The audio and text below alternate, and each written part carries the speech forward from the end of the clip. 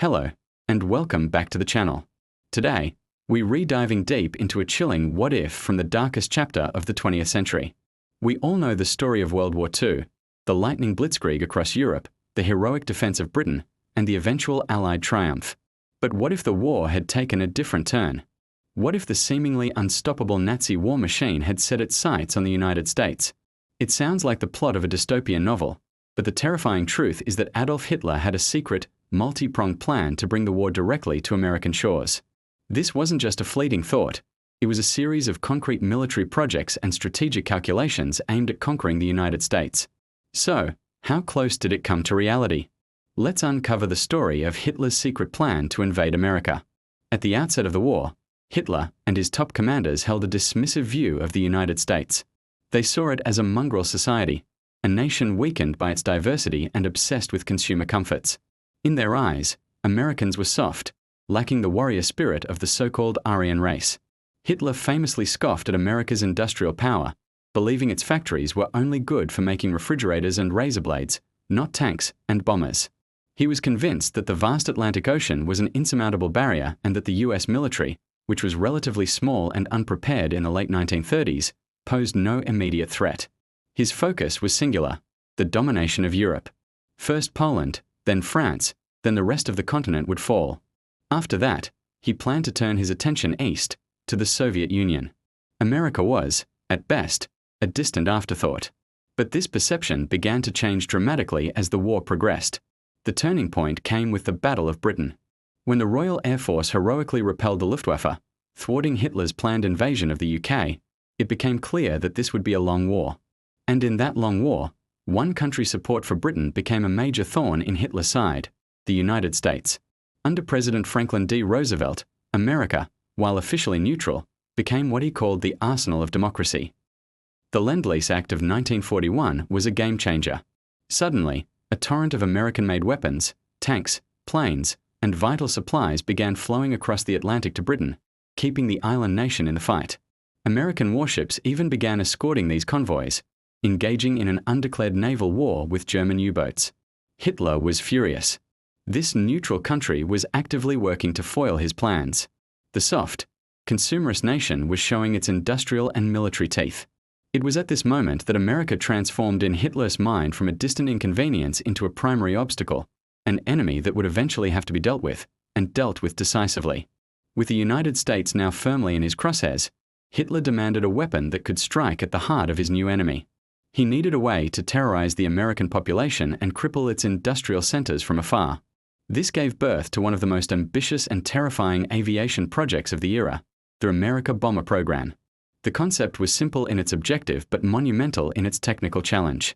Hitler wanted a strategic bomber with an unprecedented operational range, a plane that could take off from bases in occupied France, fly over 600 miles to New York City, drop a payload of several tons of bombs, and fly all the way back without refueling. This was a technological feat that, at the time, was considered nearly impossible. Several of Germany's top aircraft manufacturers, including Messerschmitt, Junkers, and Focke-Wulf, were ordered to compete for the contract. They proposed a variety of radical designs. The Messerschmitt Me 264, for example, was a sleek, four-engine behemoth that looked like a futuristic version of the American B-29 Superfortress. There were even more outlandish concepts like Eugen Sanger's Silbervogel or Silverbird, a suborbital glide bomber that would be launched on a rocket sled skip along the edge of the atmosphere and drop its payload before landing on the other side of the world.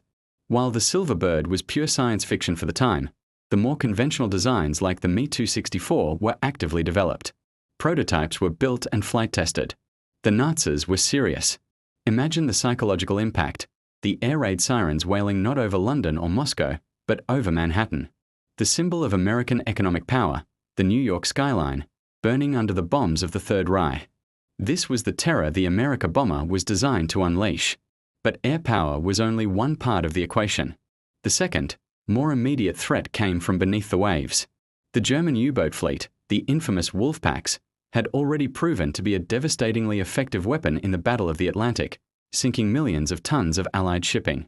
After the attack on Pearl Harbor and Germany's subsequent declaration of war on the US in December 1941, Hitler unleashed these Wolfpacks on America's doorstep. This campaign was codenamed Operation Drumbeat, or Paukenschlag. In the first half of 1942, the east coast of the United States became a hunting ground. From the shores of North Carolina's Outer Banks to the mouth of the Mississippi River, German U-boats operated with shocking impunity. Coastal cities were not yet enforcing blackouts, so the silhouettes of merchant ships and oil tankers were perfectly illuminated for the U-boat captains. The results were catastrophic. Hundreds of ships were sunk, often within sight of land. Beaches were fouled with oil and debris from torpedoed vessels.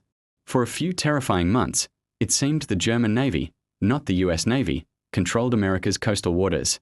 This was more than just a disruption of supply lines. It was a direct assault intended to terrorize the public and prove that no American was safe, not even in their own country. Beyond direct attacks by air and sea, Hitler's plan had a third, more insidious dimension, a southern front. He envisioned a pincer movement, squeezing the United States from both the Atlantic and from Latin America. In the 1930s and 40s, Nazi Germany had invested heavily in building political and economic influence throughout South America. They found sympathetic ears among various authoritarian regimes and nationalist movements who were wary of American dominance in the hemisphere. Argentina, under a military government, was particularly friendly to the Axis powers, becoming a haven for German agents and a hub for espionage. Brazil, too, had a significant population of German immigrants and a government that flirted with fascist ideologies. Hitler's strategists believed that, with enough support and a few key victories in Europe, these nations could be incited to join the war on the Axis side.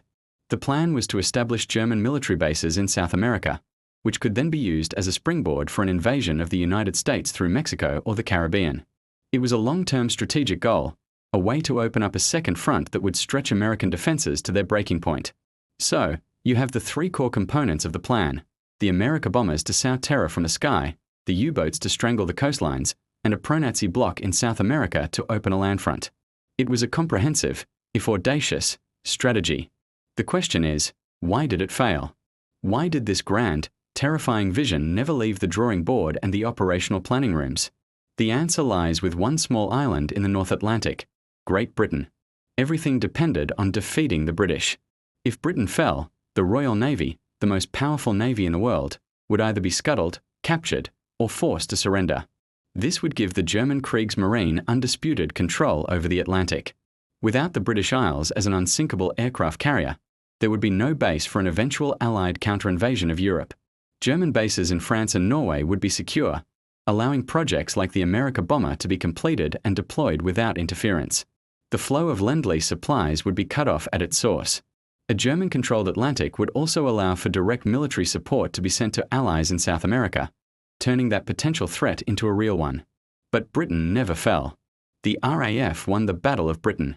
The Royal Navy, with American assistance, eventually won the Battle of the Atlantic, developing new technologies and tactics to hunt and destroy the U-boat wolf packs.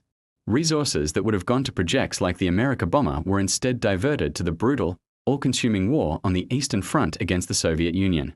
The German war machine became bogged down in the vastness of Russia, bleeding men and material at an unsustainable rate. Every tank, every plane, and every soldier lost at Stalingrad or Kursk was one less that could be used for a potential transatlantic war. The industrial might of the United States, once scoffed at by Hitler, fully awakened after Pearl Harbor, and began producing ships, planes, and tanks on a scale the world had never seen, completely overwhelming German production.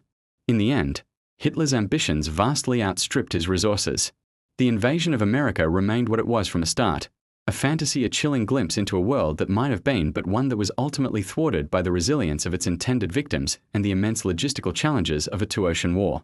Looking back, the plan seems almost delusional, but it serves as a stark reminder of the scope of Nazi ambition.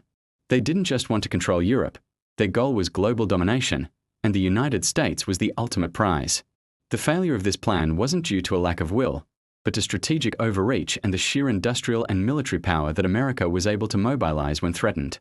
It's a fascinating and frightening chapter of military history, a testament to how different our world could be. Thank you so much for watching. If you found this story as compelling as I did, please hit that like button and consider subscribing for more deep dives into forgotten history. We'll see you in the next video.